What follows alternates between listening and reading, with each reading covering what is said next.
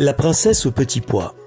Il était une fois un prince qui voulait épouser une princesse, mais il voulait que ce soit une véritable princesse.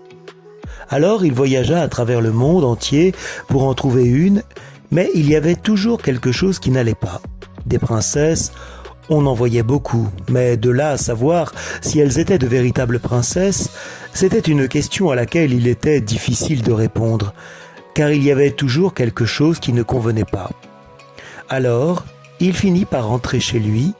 Il était extrêmement triste, car il aurait beaucoup aimé avoir une vraie princesse. Un soir, le temps était effroyable.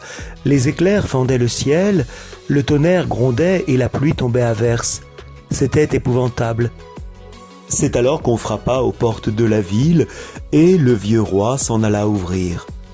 C'était une princesse qui se tenait devant lui. Mon Dieu, de quoi avait-elle l'air sous la pluie et ce vilain temps? L'eau ruisselait sur ses longs cheveux et ses habits, rentrait même par l'avant de ses chaussures et en ressortait par le talon.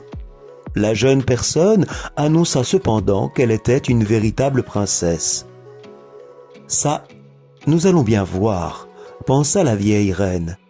Sans dire un mot, elle se rendit dans la chambre, retira tous les draps ainsi que le matelas, déposa un petit pois tout en dessous, puis le recouvrit de 20 matelas et encore 20 édredons en duvet de canard.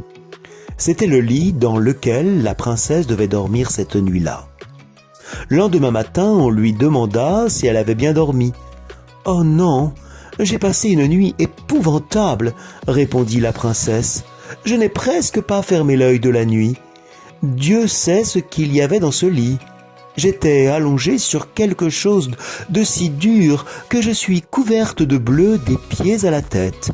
C'est épouvantable. » Ils avaient ainsi la preuve qu'elle était une véritable princesse, car elle avait senti le petit pois à travers les 20 matelas et les 20 édredons en duvet de canard.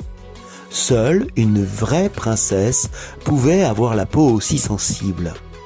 Le prince la prit pour femme, car il savait maintenant qu'elle était une véritable princesse.